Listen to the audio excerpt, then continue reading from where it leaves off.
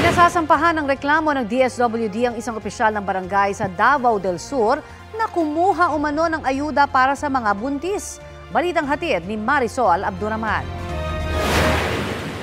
Kahapon sa DSWD. Inilabas ng babaeng ito ang kanyang tuwa nang mag-post sa social media matapos makatanggap ng ayuda mula sa Department of Social Welfare and Development o DSWD sa Davao del Sur.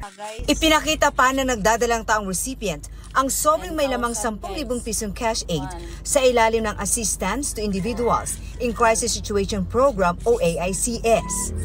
Pero ang kanyang tuwa napalitan ng hinagpis. Sakit kayo, grabe ka. Sakit kayo, grabe ang bukila dito. Sa maluoy, buntis pa dyan ko. Kwento niya, ipinatawag daw siya sa kanilang barangay at kinuha ang nakuhang ayuda at ang sinoli sa kanya nasa 1,500 pesos na lang, kulang na ng 8,500 pesos. Ang viral social media post umani ng samot-saring reaksyon at nakarating na rin sa DSWD. Ipinag-utos ni DSWD Secretary Rex Gatchalian ang pagsasampa ng reklamo laban sa barangay official na kumuha ng ayuda.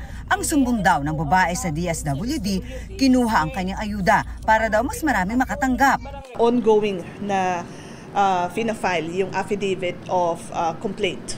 Dahil nga nakikita natin na may grave abuse of authority yung barangay official dahil kinuha yung halaga na natanggap mula sa DSWD. Tinitignan din natin yung graft and corruption, coercion, kasi maaari namang yan na mag-fall under robbery. Hiningan namin ng pahayag ang itinuturong barangay official. Determinado ang DSWD na sampahan ng reklamo ang nasabing barangay official, kasabay ng kanilang panawagan sa publiko na agad isumbong sa kanila ang anumang pananamantala sa mga ayuda na ibinibigay ng ahensya.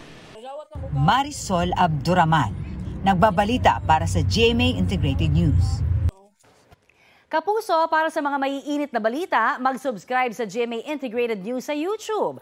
Sa mga kapuso naman abroad, subaybayan nyo kami sa GMA Pinoy TV at sa www.gmanews.tv.